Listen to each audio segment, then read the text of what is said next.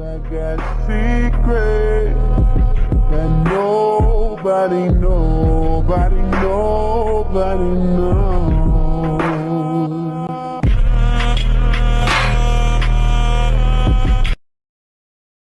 Good afternoon, everyone, and welcome to Sport Breaks. Of course, I'm your host, Dante Washington, back with you guys and gals for another episode. And as always, before we get started, make sure that you are subscribed to Sport Breaks and following Sport Breaks on Spotify or iHeartRadio or wherever you're getting your podcasting from. Also, make sure that you are following and subscribing to Sport Breaks on all social media platforms. Whenever this is edited, this will definitely go up on YouTube. So make sure that you follow me there, hit that bell, where you get those notifications whenever I drop a new episode. Let's go. Of course, week 2 is about to begin for the NFL season. Tomorrow's Thursday night game picks my Green Bay Packers against the Washington Commanders. So, of course, today's episode will definitely focus on just that. A lot of things to get to as far as that game goes, the Thursday night game, of course. Both teams come in 1-0. Both teams coming off decent wins. My Packers got a win against the Lions. Washington got a win against, they got a win against the Giants, the Lone Giants, 21-6. Really didn't do too much spectacular things in that game. Jaden McDaniel went 63.3% of his completions. Got a touchdown out of the situation. He was sacked 3 different times. So, of course, Jaden Daniels will be the monster that is the Washington's offense. Terry McLaurin, of course, really didn't get a lot of things going last week. But, of course, he is definitely under contract, and he is always a threat.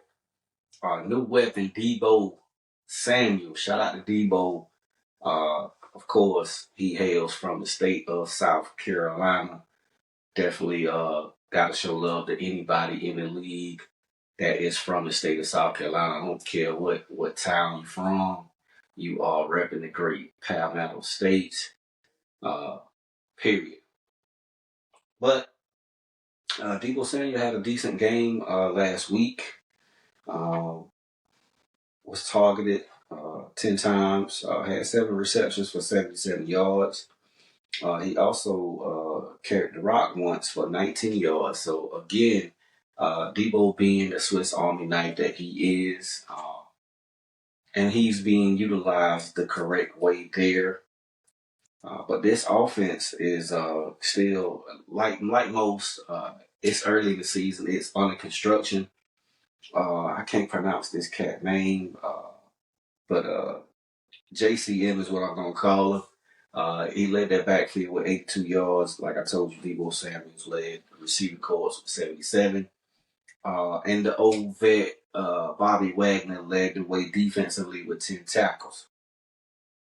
So this is definitely a formidable team in the Commanders. Of course, Mr. Payne, Deron Payne is still there in the middle to clog that middle up. Javon Kinlaw is there as well. And their secondary is decent enough as well. I see Lattimore. I say Dorrance. No, I'm on the wrong name just now. Marshawn Lattimore. Yeah, Marshawn Lattimore is in that backfield. They also have Mr. Miller. Vaughn, of course. So this team is pretty decent enough.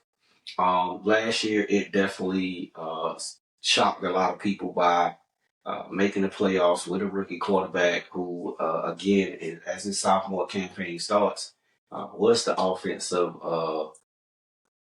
rookie of the year and the rookie of the year. I'm thinking.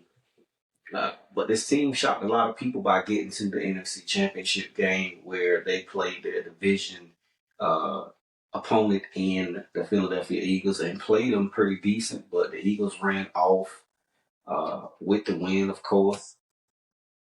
So this team comes into the season with a lot on its plate and a lot of good things that definitely they can build on, and they got to win nonetheless. It was a ugly win, so to speak, but show me a team that can win ugly, and I'll show you a scary team that definitely uh, can do different things going forward and make a lot of noise in the playoffs. Again, it's one win. This is week 2. Nobody's falling out of their chair to say, hey, this is a Super Bowl team, but they are built to get there, and it showed last year. Again, they have to play my Green Bay Packers. We also got a win last week against the Detroit Lions at home again, so we will have that home field advantage of Lambeau Field in effect. We played Detroit. I like to think we played Detroit real nicely. Didn't give up an offensive touchdown until late in the game. Got a turnover, got a few hurries. We got a few sacks. So defensively, I like where we stand right now. But of course, it is Mr. Jordan Love who will pace our offense, and if we can get him throwing the ball like he threw the ball last week, I like our chances. Also, you look at our backfield, and it's Josh Jacobs, but we are definitely having some issues with injuries. Um, we are missing a few key components to our offense. Of course, Christian Watson is out. Um, Tavion Wicks is very questionable. Uh, and I'm just looking down that side of the ball, and that's that's those are very key type things injury wise for us because you look at our receiving core, Matthew Golden rookie, but he did some great things the other game. Romeo Dobbs, Malik Heath, Savion Williams is also banged up. And again, the Tavion Wicks is banged up. Jaden Reed, like we have that bug, and I can pray and hope and wish that we get over that earlier in the season. I'd rather have to deal with it now than later on in the season. So, with that being said, our offense is a work in progress, but defensively, Rashawn Gary, of course, Michael Parsons, who by the way is also questionable. He will definitely be on a pitch count. Um, but our back end is also iffy. Bo Melton, the cornerback, he is out. Nate Hobbs, our starting corner, is questionable. Xavier McKinney and Javon Bullitt are okay, but like I said, this team, I would rather deal with the injuries, the hampering stuff right now, and not have to deal with it later on in the season. So looking at these two teams, our offense again is under construction. Their offense is as well.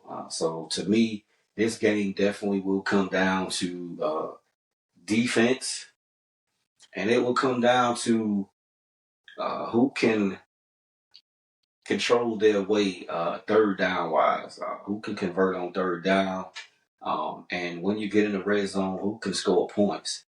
Uh, Stat wise, it's kind of too early to deal with stats per se. But if I had to pick one out, like I said, it will be on third down. We had a third down percentage of 40% coming at 4 and 10. 40%, yeah, 40%. Our opponents only went 5 and 15, and I'm speaking on Detroit. They only went 5 and 15 in third down. So to me, that is the key down that either team would definitely need to look at if they plan on going to 2-0. Looking at the third down conversion efficiency for the Washington Commanders, they went 4-11 their last game, while only allowing the Giants to go 4-16. The 16 is a bigger number than not. They had 16 opportunities to gain first downs. So, despite the score being 21-6, it could have went a little bit different. But only 36.36% for the Washington Commanders on third down. And like I said, to me, that is definitely going to be a key in who is going to win this game. Uh, I like our backfield, and if you had to go, hey, this is a quarterback.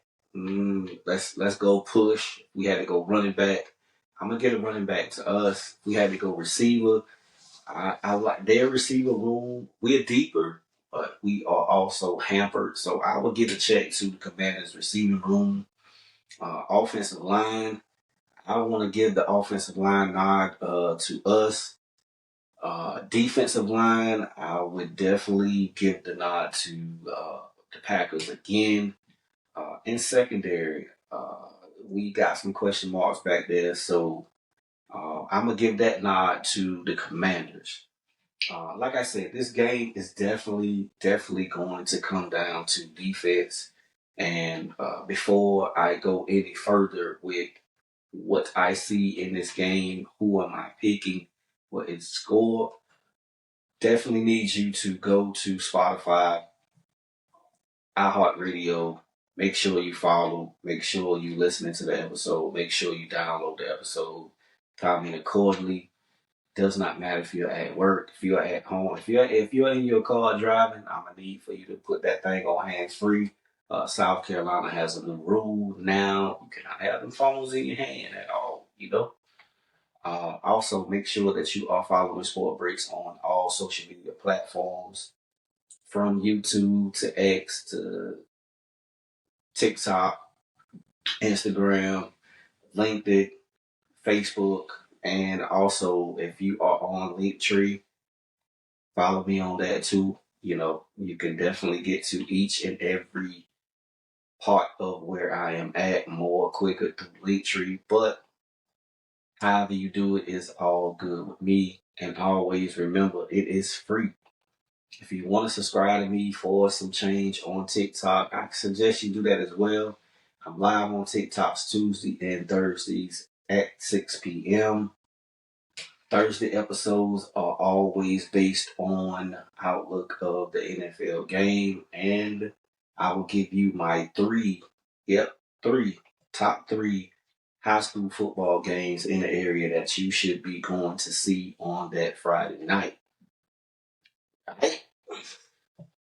Again, back to this game. This game, like I said before, will definitely come down to defense, and I may sound biased when I say this, but Jaden Daniels is a very good quarterback. His legs and running ability present an issue for us, but I think our front four against their offensive line, I think we can get enough pressure on him to where we can control how they do as far as their downfield passing. Um, but if he starts to run, then I feel like that's an issue. Historically, we have not fared well against running quarterbacks, i.e., Colin Kaepernick, Michael Vick. Michael Vick was the first person to come into Green Bay in a playoff matchup while he was with Atlanta and beat us. And it was snowing and all. First time we ever lost in the playoffs at home was to Michael Vick, running quarterback. Colin Kaepernick rushed for almost 200 plus yards on us one year. They went to the Super Bowl. So running quarterbacks historically, we have not fared well against them. But on the reluctant side and all that good stuff, like Jayden Daniels is not a true scrambling running quarterback. He is a thrower first. If we was playing Lamar Jackson, who has become a thrower, the two-time MVP Lamar Jackson, we put that respect on his name. He is a passer, but he is that type to where it is a very high likely chance that he is running. Now, offensively, Washington could put that in their game plan. Jayden Daniels is well more than capable of being a running quarterback. But do you want to put your franchise in those type of predicaments and situations? Do you? I don't think the Commanders do. So like I'm saying, offensively, we will definitely have to deal with Jayden Daniels and keep everything in front of us. We can't let Terry McLaurin fly past us, for anything crazy. But again, I like our defense. I like our front four with Rashawn on one side, Micah on the other side. I like what we can do. Can we sustain that for 4 quarters? We definitely will see. Defensively for them, can they stop Josh Jacobs from gashing them for 15, for 20, for 8, a clip? If they can do that with the hurt that we've had in our receiving core, it puts a lot of pressure on forcing Jordan Love to pinpoint passes, to make great decisions. And as good as Jordan Love is, he has been in a funk of making wrong plays prior. Now, last game, granted, he made some pinpoint throws. He made excellent decisions, did not turn the ball over. I love that. I've been saying that Jordan Love, this was I've been saying to people, Jordan Love will be the deciding factor if we are in the NFC Championship game and or we are going to the Super Bowl this year. Period.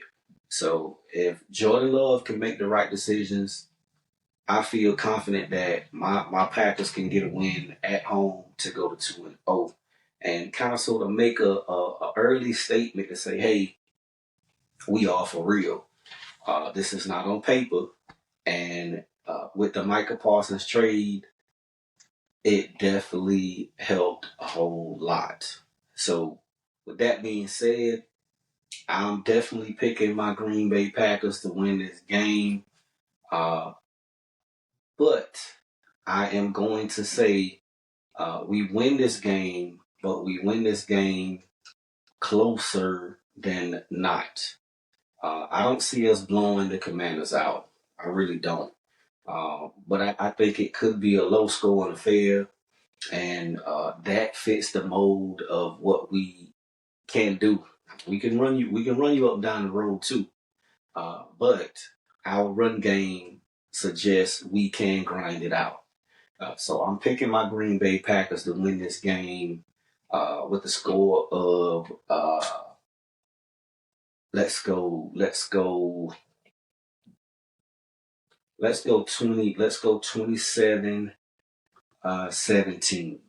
I'll go with that. 27-17. Go Pack, go. That's just how it is. And if you feel like it's something different, make sure that you are subscribed on Spotify and iHeartRadio and all social media platforms. Drop a comment. Make sure you hit the likes, run the likes up, and I'm going to see y'all when I see y'all on Thursday tomorrow at 6 p.m. on TikTok Live.